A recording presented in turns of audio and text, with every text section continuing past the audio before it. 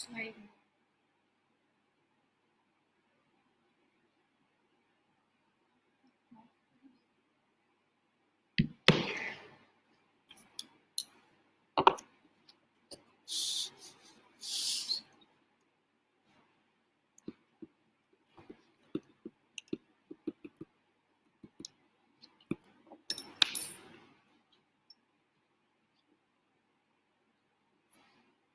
We'll start by 5 o'clock.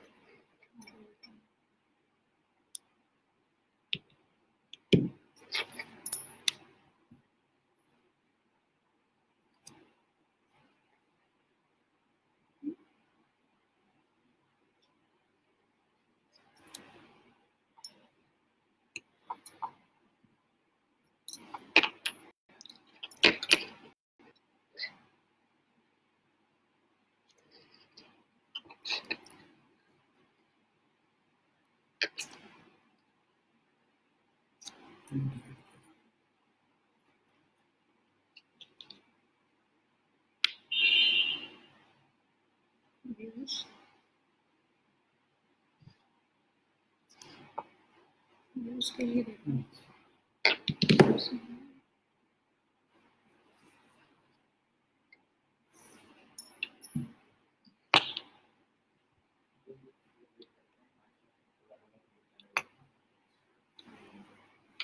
Okay.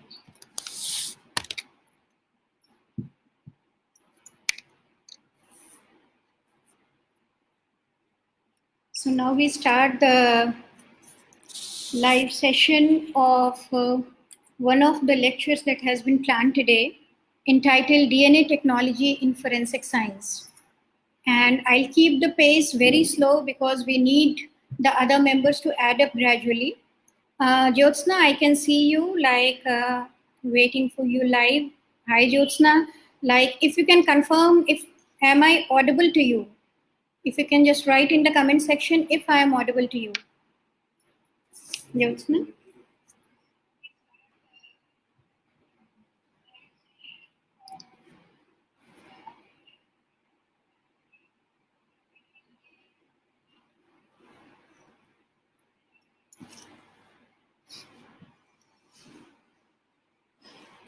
The purpose of skipping this session is to have the basic idea of what is DNA and what are the important technologies involved in it that are helping us in one way or the other for the execution of a fair trial in criminal case, and how the judiciary system has been inculcating DNA science, which has been quite recent trends for the various trials that are undergoing in the courts. Now, I'll give you a brief of what all topics we'll be covering over here. We'll start with the basics of what is DNA, as many of our audience are maybe from any other fields also, like any other allied field of life sciences.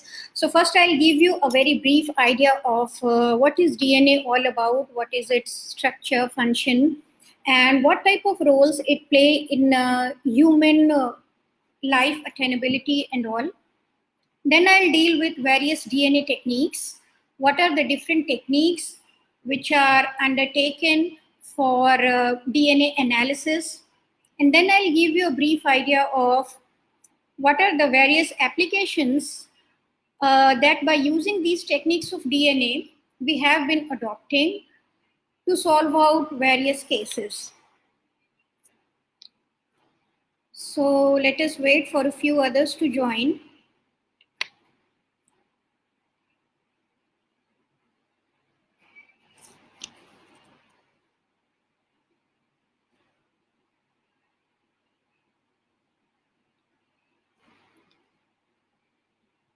Okay.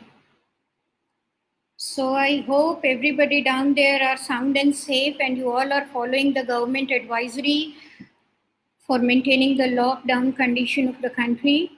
And it's for your benefit only that you don't try to step out of the house unless it is very much required.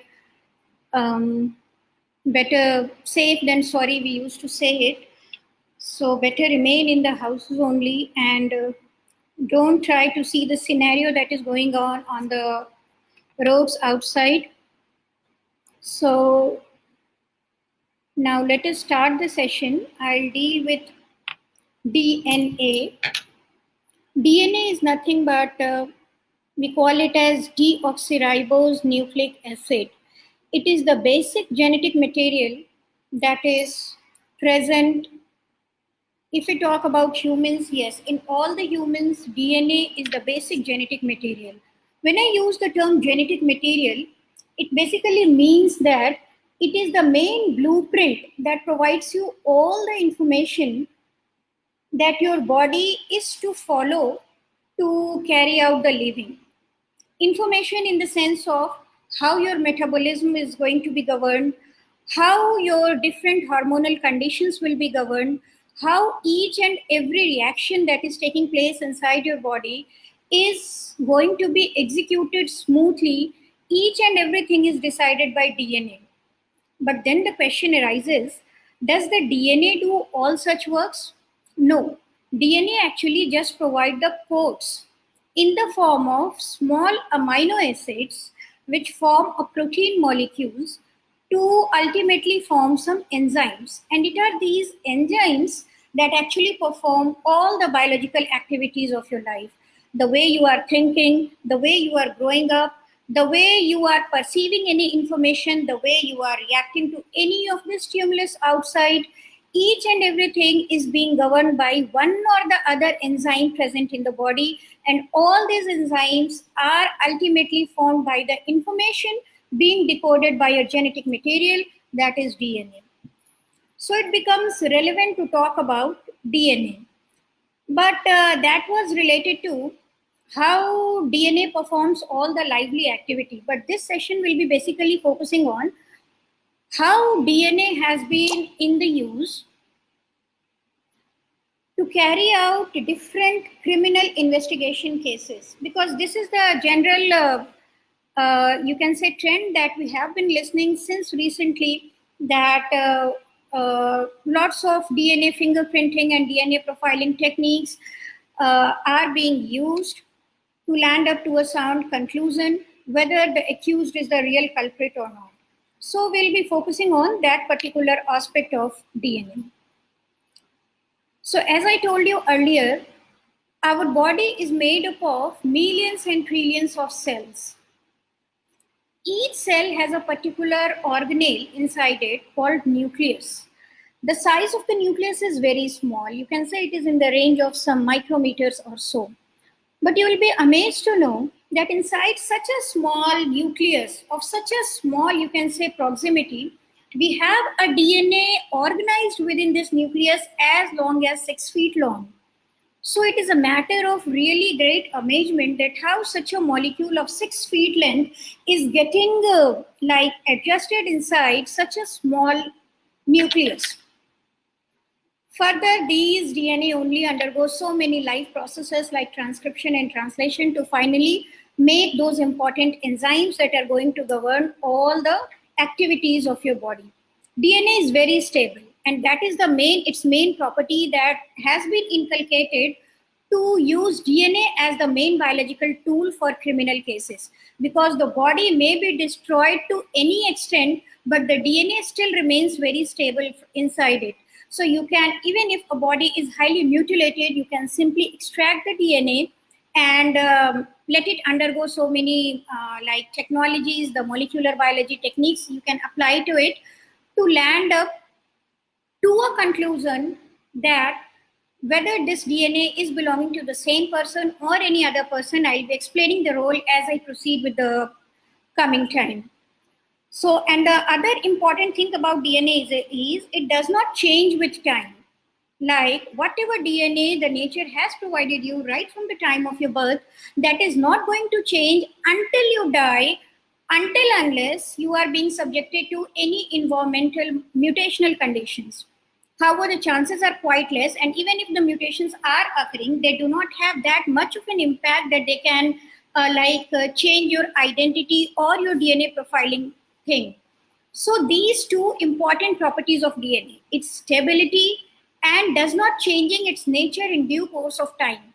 These two parameters of DNA makes it a very perfect tool to be used for forensic investigations and even for recording the age of various fossils. And you might have heard that we have been able to trace some fossils as high as 2.5 million years old only because of the analysis of its DNA.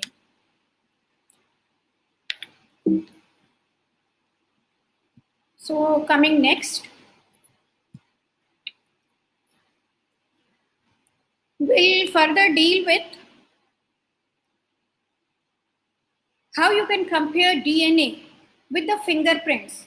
Like you might have seen the role of biometric in different, like attendance marking in different MNCs. We have the biometric system wherein just by your thumb impression, we are going to mark your attendance because the thumb impression of each and every person is different. They have different pattern unique to them. Similarly, as we have unique thumb impressions or fingerprints, in the same way, nature has provided you a unique identity in terms of your DNA. You will be amazed to know that 99.9% of all the DNA present among each and every individual is exactly the same. 99.9% all of our DNA is exactly the same. It is only that 0.1% dissimilarity among us that is giving us our uniqueness in terms of our unique way of speaking, our unique morphology, like our distinctive feature, our face, the way we speak, the way we respond. You have seen that even the two identical twins, their idea of perception is quite different. Even if they are sharing 99.9% similarity, that 0.1% is unique in them, and that is giving them their unique characters. So I'm going to deal with today that what are the different techniques that we adopt in molecular biology labs, and how we collect DNA, how we save it, and what type of techniques we are going to process it so that it can be used for different purposes. So first I will start with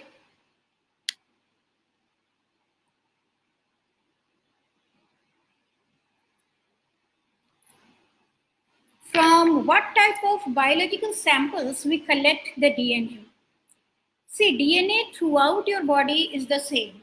Whether you take your DNA from any of the biological sample, be it your hair, your nail, your blood sample, your buccal cells, any body tissue, your genital swabs, your vaginal swabs, your you can say semen, vaginal discharge, anything. You can take any of the biological fluid present inside your body. You can extract DNA from it, and if you subject it from any of the profiling techniques, no matter from which source you are collecting the DNA sequences remain the same.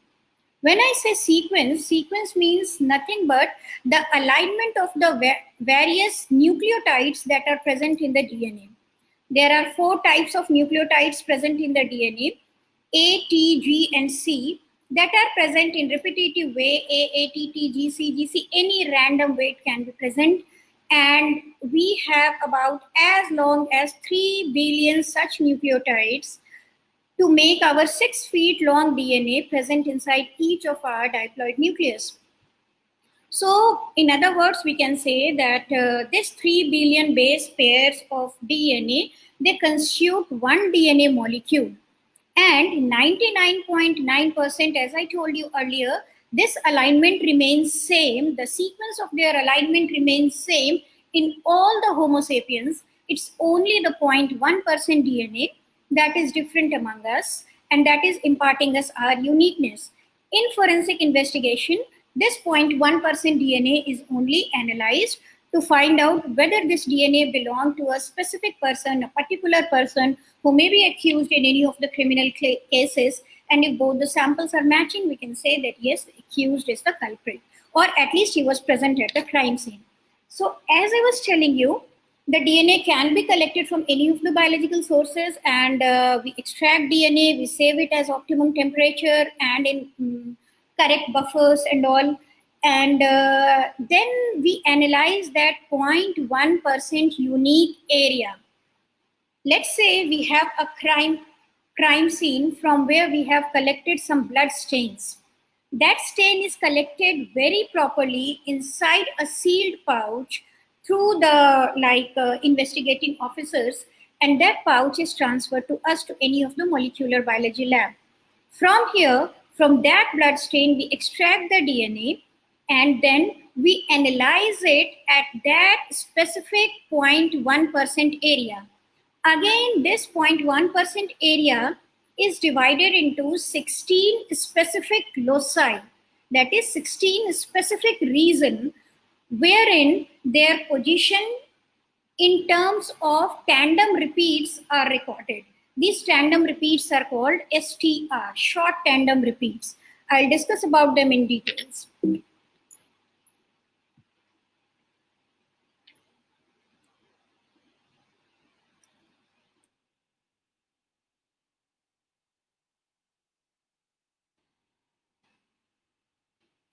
So now I'll give you a brief idea of in what type of scenarios or in what type of applications we use DNA. As one application I have already given you for criminal investigation, that is at any crime scene, if the investigating officer is collecting any sample, any evidence, and he has, let's say, 10 suspects that who might have done that crime. So the sample, the evidence is collected, and the biological sample from all those 10 suspects are collected. It may be blood, it may be hair root, anything. And from that, we analyze the DNA and we match it or the accused sample DNA profiling to the DNA profiling obtained from the evidence. And we see whether the profile generated from the evidence is matching with any of the accused or not. If it is matching, we can just interpret that the accused was present at the crime scene. Whether he is the culprit or not, that is the matter of the forensic investigator, the police, the judiciary.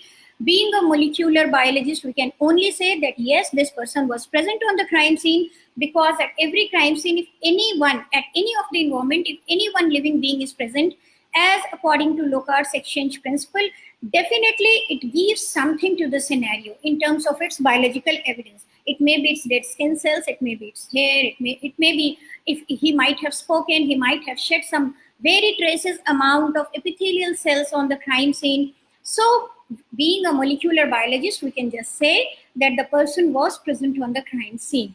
So this is the report that we give to the different investigating officers, that yes, like the profiling generated from the evidence is matching with the profile of any of the accused or not. So this was one of the application of DNA technologies, wherein upon investigating the 16 specific loci, we generate a profile and we say whether one profile is matching with any of the profiles of the accused or not. A second application, like you might have heard about different cases of child swapping in hospitals. I repeat, the child swapping cases in the hospital, wherein you might have heard about several news coming daily in day-to-day life, that in which the parents you can say that allegate the hospital staffs that the wife has given birth to a boy child, and now whatever they have handed over is a girl child or so, or anyway, vice versa, anything. So in such cases also, the DNA paternity roles come into picture. What is DNA paternity? It is analysis. It is based on basically a theory that each child receives half of its DNA from the mother and half of its DNA from his father. So if you undergo the examination of the child DNA profiling on those 16 specific loci that I was mentioning earlier, if you generate a profile of the child on all those 16 positions, he will be obtaining two values. One of those values will match with father and the other will definitely match to the mother. So all those 16 loci of the child is examined carefully. The profile generated from the father, the mother, they are also analyzed thoroughly to check whether the profile at each and every locus of the child is matching either with father or the mother or not. If at any one particular position, it is not matching with either of the parent, it is said that he is not the biological child of this particular couple. So we apply this technique on several child swapping cases, wherein in many cases we have seen that yes, the child has actually been swapped, because upon doing the paternity testing of the child, he was not matching, the bands were not matching with the corresponding bands of the father. And in many cases, it has been come to the negative also, that no, it was just the assumption of the parents that they have delivered a child of a particular gender. No, it was entirely wrong, because the child belongs to that particular couple only. So by applying DNA techniques in terms of DNA fingerprinting and DNA profiling, we can very well wind up to a conclusion that whether the child belongs to the alleged couple or not, or in many cases where the alleged father is the real biological father of the child or not, or the similar goes with the mother also, whether the alleged mother is the real biological mother of the child also or not also. Such type of cases are being solved by applying DNA technologies. Not only in child swapping cases, rather this paternity plays in the role in very later stages of life also. You might have seen that, let's say a very rich man died and he was supposed to be like without any child or so, or someone, so that the government is going to take all his property or something, and then suddenly somebody far from any far off place came claiming that Mr. So and so was my father and I am the biological child of him. He has left me, or he can assume any of the stories because the property is quite high. So, in many times, we have seen in property cases that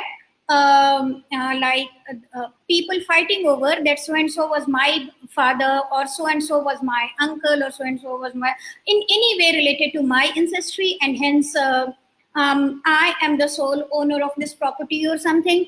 So, in such a cases also, not only paternity and maternity, rather DNA has the capability to trace the ancestry to any of the distinct relationship, whether the person is the uncle of the alleged person or not, he is the grandfather of the alleged person or not, or whether the alleged person belong to this pedigree or not.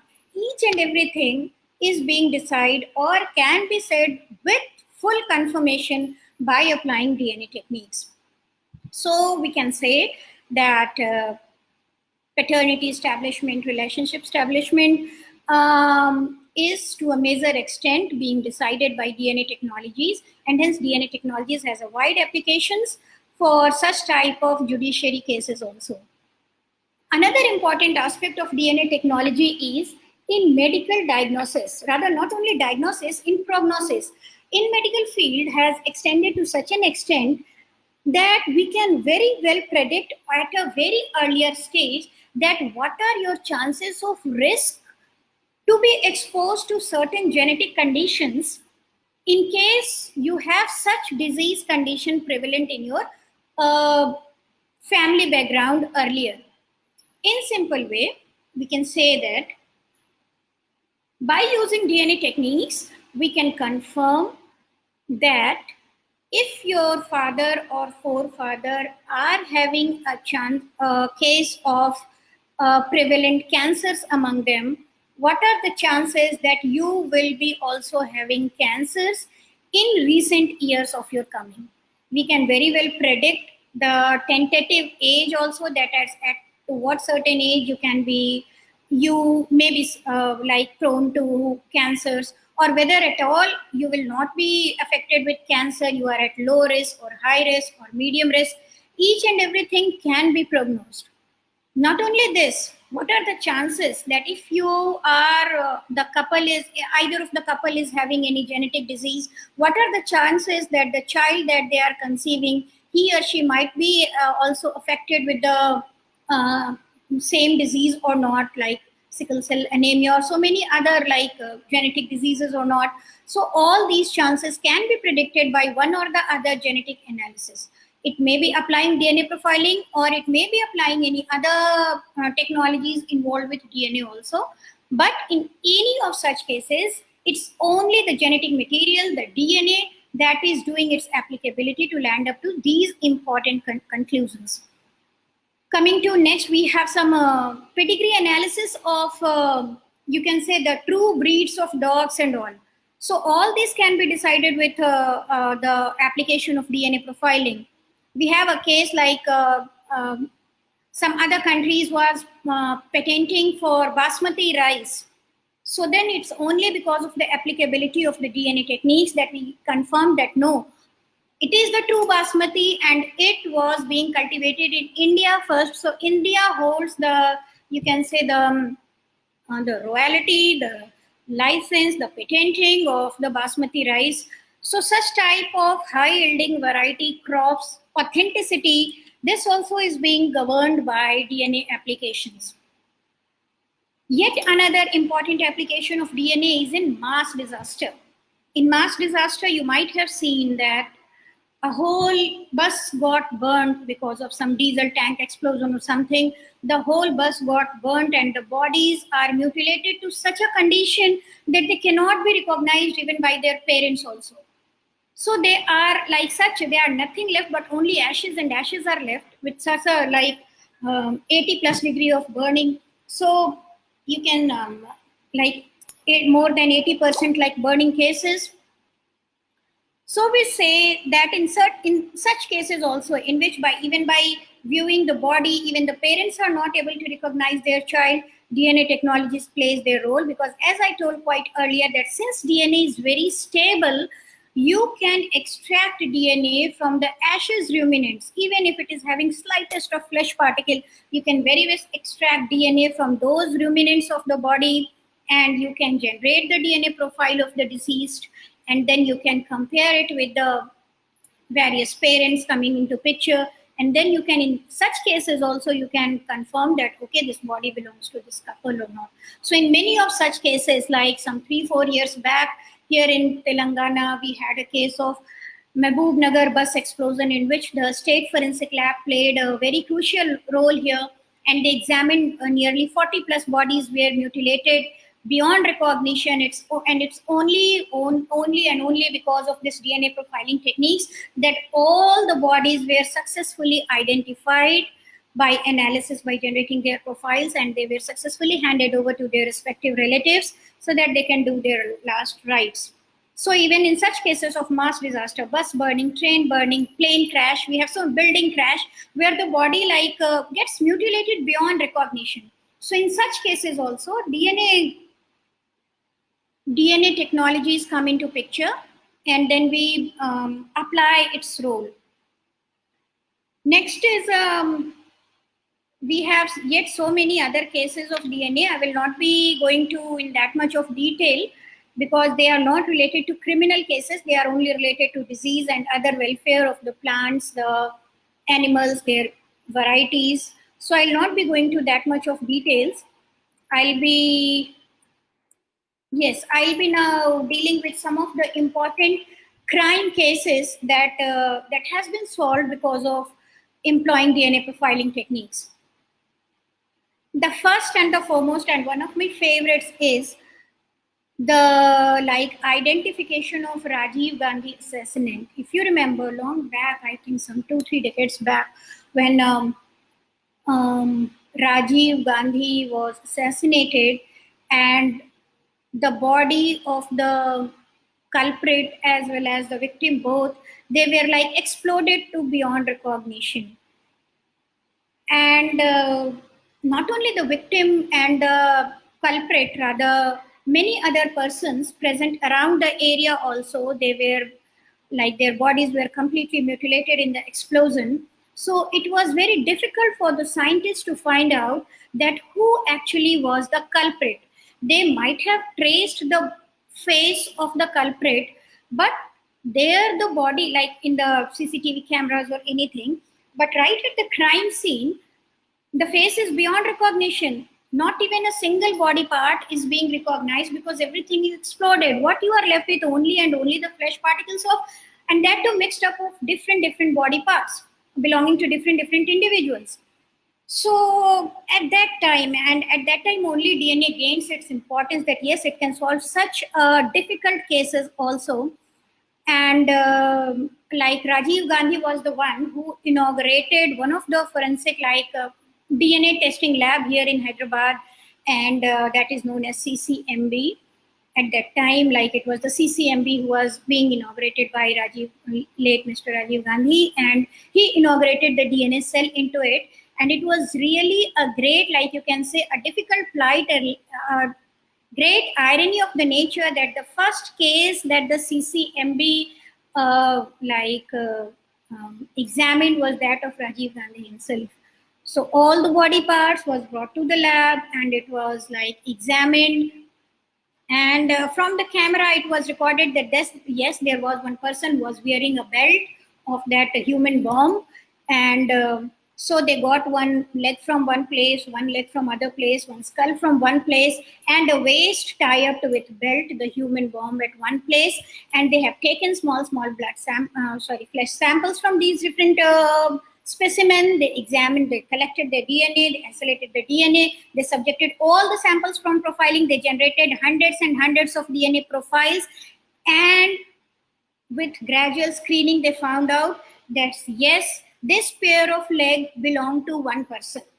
This skull belonged to the same person whose pair of leg is this. And this waist belonged to the same person who is the owner of this skull and these two legs. So in this way, they gradually grafted the whole body, and then only the whole body of the human bomb was traced. Even prime minister's body was also to a certain extent it was traced, identified, and then in this way the case was solved. Basically, I want to stress on how if DNA technology was not been evolved at that particular time, it was next to impossible to trace the correct culprit. So this was one case. Another case I would like to deal about is Naina Sahni Tandoor murder case. If you have heard about this case, in which the body was cut into so many pieces and was subjected to the tandoor, and one constable was going. There are so many different stories, but the nutshell of that is that somebody happened to get some samples from that tandoor, and when after some days, when Naina Sahni's parents, they filed the case of child being disappeared. The samples of her father and mother was collected, and that was eventually matched with the tandoor samples. The samples collected from the tandoor, and it was found that the sample that was present in the tandoor, the DNA that was present in that particular crime scene, that was the offspring of this particular biological couple only, meaning thereby that that was of the Naina Sahni's body only. So in this way, so many cases of DNA, forensic investigation was solved out by applying DNA techniques. So thanks to DNA, we have so many. Yes, we have yet another case of Swami Premananda case. Many of you might have heard about Swami Premananda case, and you might have seen in recent years also that how in the name of blind faith and all, these babas are playing with the thinking and the chastity and spirituality of the person, and then they are trapping them for one benefit or the other, maybe some monetary, maybe for some sexuality, for different uses. They are using the innocent people, and Swami Premananda was one such so-called Baba, and his case was exposed when one of his devotee filed a FIR in the nearest police case that she's pregnant, and Swami Premananda is the biological father of this child. And eventually profiling was done, and when the case investigated to further stages, it was found that there are so many other ladies, the women devotees, whose body were found buried inside his ashram, and to which initially Premananda's alibi was that no, they were my blind followers, and it was their last wish that all of them should be buried after death. It was their last wish that all of them should be buried inside the ashrams of mine only. That's why, as per their wish, as per their will only, their bodies has been buried in my ashram. But DNA technologies prove that all such bodies were exclusively of ladies only, and more than 90% of so ladies, all of them were pregnant, they were brutally murdered, and then their bodies were tried to hide under by burying inside his ashrams. So all these cases could have been possible only and only because of DNA technologies playing their role in one way or the other, be it child swapping, be it finding the biological father of the child, be it finding the identification of any person, whether he belongs to a particular person or he's a culprit, he was at least present on the crime scene or not. So all these details are being done by applying DNA techniques. Not only this, we have so many other like non-forensic cases also, like exchange of ivory and all. Like we can see that smuggling of ivory was earlier quite a common trend where so many elephants were killed for their costly ivory products, and they were being smuggled in the name of that, no, they are just precious stones, and they are being smuggled like in the name of precious stones and not ivory. But from that ivory also, when DNA matter could be found out, it was found that no, DNA is present, it's not a stone, it's only they are containing DNA inside it. It means it is a living thing and not a non-living stone. And in this way, the whole racket was being exposed of how they were smuggling ivory goods in the name of some precious stones. We have yet so many Ayurvedic medicines. They told that they are very much like made up of like without those pigs fats and all, and they are entirely like bioproducts being made up of one or the other, you can say plant samples or something. But so many cases, even nowadays also, we happen to get so many cases in which when these drugs or these Ayurvedic medicines are analyzed thoroughly, we have reported so many human DNA. You'll be amazed to know human DNA particles present inside it. So it's really a matter of great concern that in the name of Ayurveda or in the name of so many like such type of belief that it is very close to nature, many times it's not 100% true, because they are adulterated, they are diluted with many of the living products also. So yes, this was some of a few applications of DNA that I tried to focus on. And I would not like to go into that much of detail into the technical aspects, because I want to keep it very like to the point, open to all the audiences belong to any type of stream they belong to, so that they can understand the basic applicability. So I'm not going to deal with the technical aspects in terms of what are STRs, what are tandem repeats, what are those counts present in DNA, what are mixed DNA samples, how they are interpreted. There are so many other legalities and uh, uh, like limits that we follow, the protocols that we followed.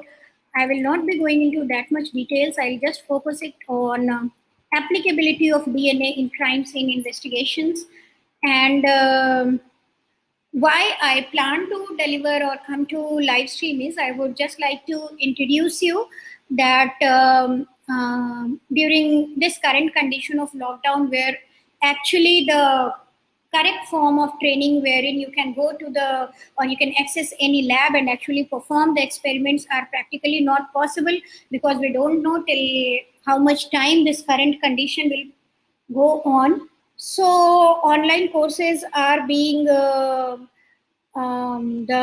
phase of the time right now, wherein so many different companies are installing different course packages for online courses related to DNA. In BioAccess DNA Research Center also, we are developed with so many other online courses related to bioinformatics and some of the details, insights of forensic biology, wherein you can have the basics of what is forensics, how DNA is playing its role, what are the basic techniques involved in DNA that play their major role in solving crime cases and all. All these we are trying to focus on. Not only this, in that packages will be able to provide you that what are the different like career objectives that you can undergo by adopting DNA forensics. Many of our alumni of my Axis DNA Research Center, they are placed with state forensics labs and in across the India. So we'll also be training you that how you should be applying to different places, what should be your area of focus, where you should target, where you should leave. It's not like that you just make a CV, you do a training and you make a CV and you are blindly posting it to anywhere. No, just how to restrict your CV to the target specific companies or institutes only. All these will be highlighting in our course packages. And in technical aspect, it will be dealing with what all different techniques DNA is adopting, so that you can judge that whether you are up to the mark with the current competitive era or not. What are the techniques that you must learn now, or what are the important tools and software that are very much prominent in terms of DNA analysis. So about the introduction of all those tools and software, how to interpret the results and all these will be dealing in that particular course packages.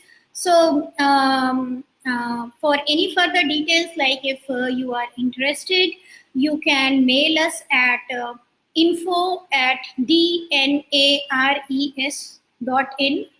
I repeat, you can mail all your queries if you are interested in any of the online courses or any of the job prospect guidelines. If you want to have, you can mail all the queries to info@dnares.in. I repeat, it is info@dnares, the first three letters of research, .in. It is info@dnares.in. So I think with this, I would like to conclude my session, and I thank you all for joining.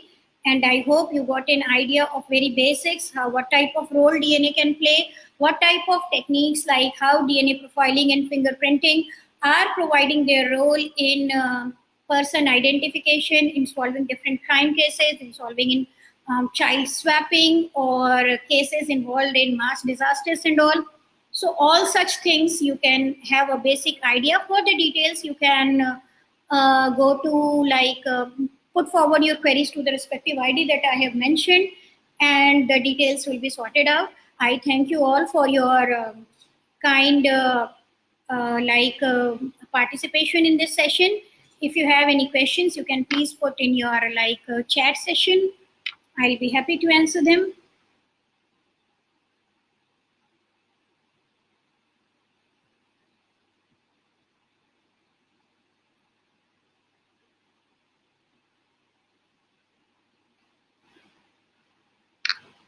Yes, we got a query on tooth DNA extraction. So from tooth DNA also, like see, in any of the cases, it's not the dead cells that we take, like nails, hair, tooth.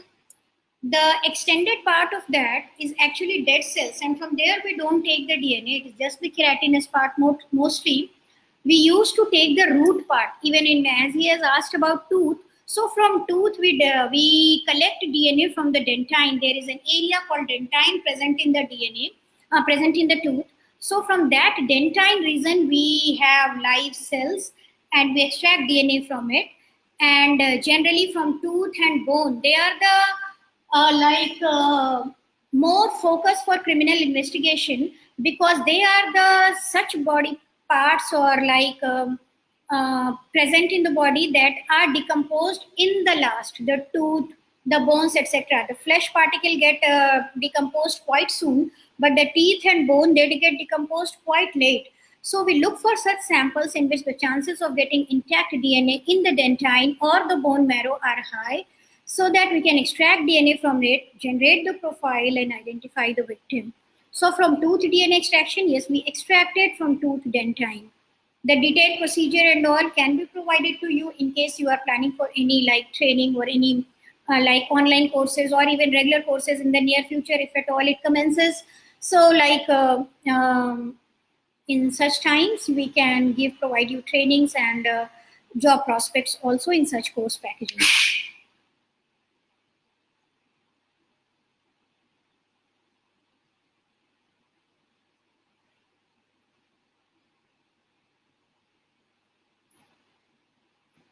we have yet another question that what are the expectation of biotech industry from forensic scientists?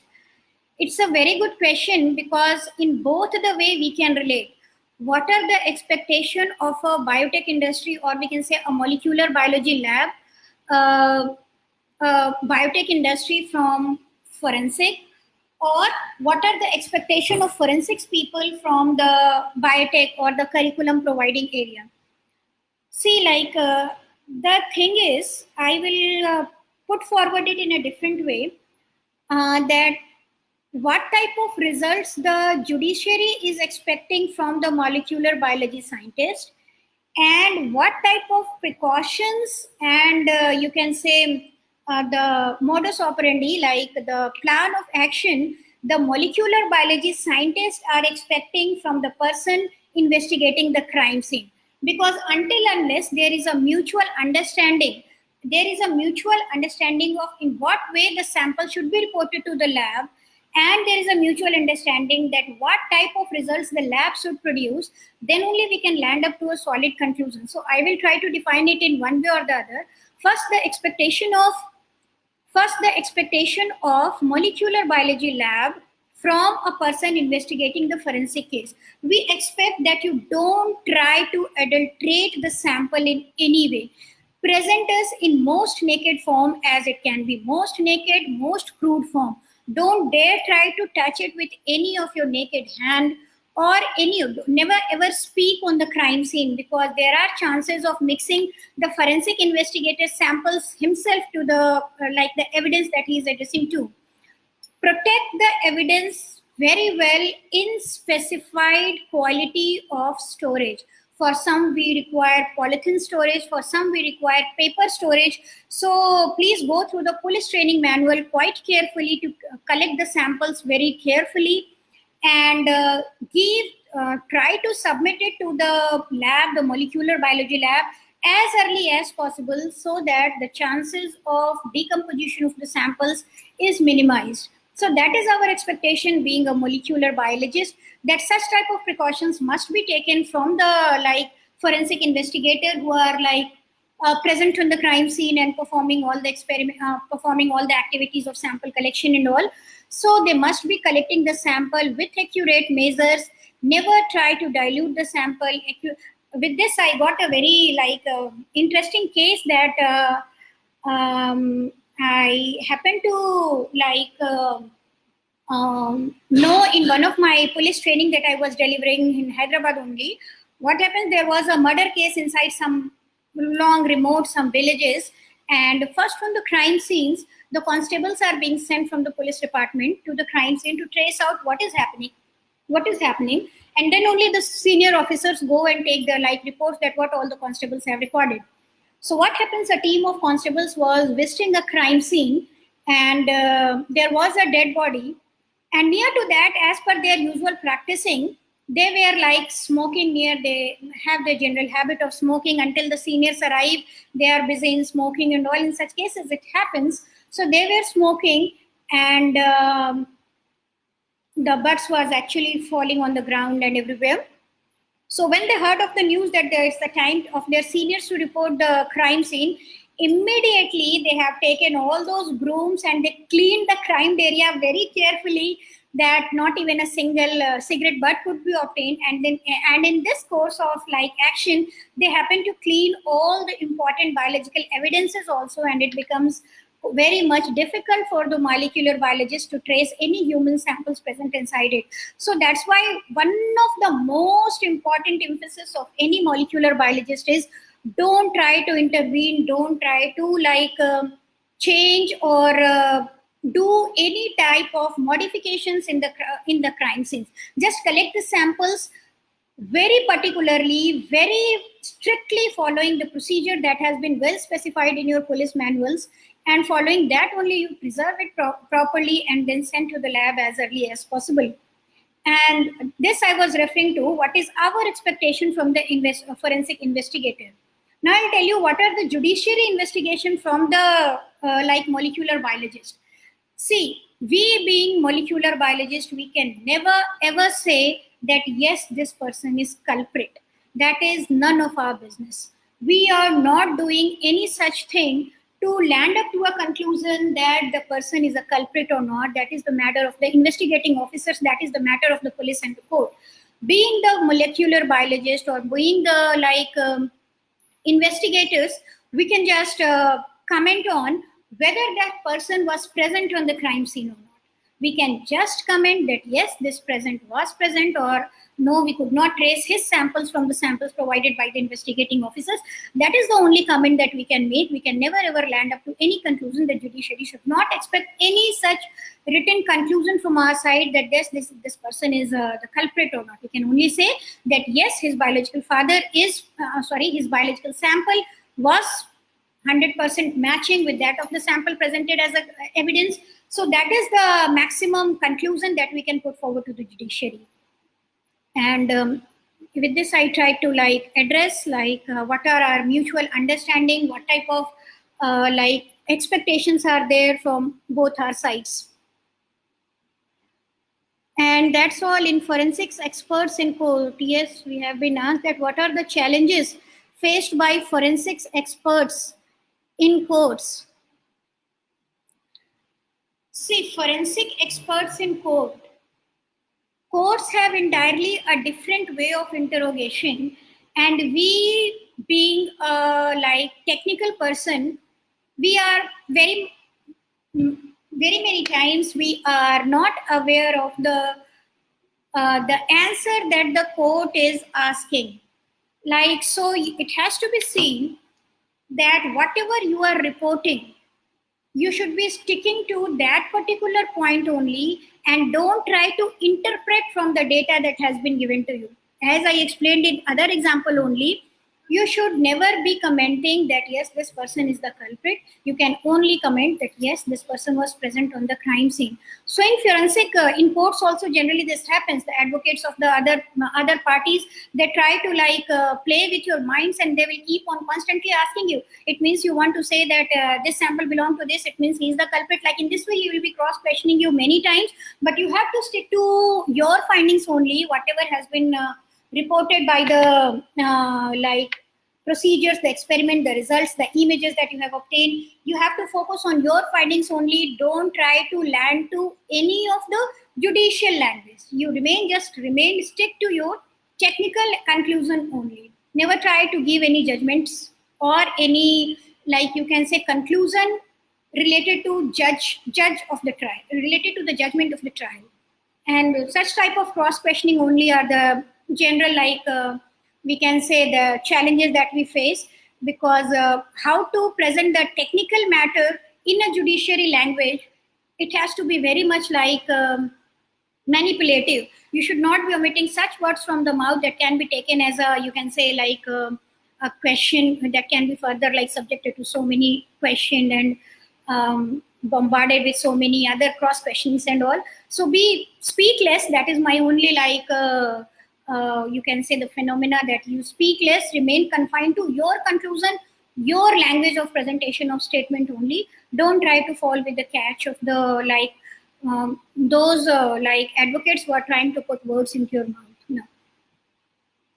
Can the DNA test be opted by any individual who is interested? No. That is the thing, that don't take DNA testing as a game.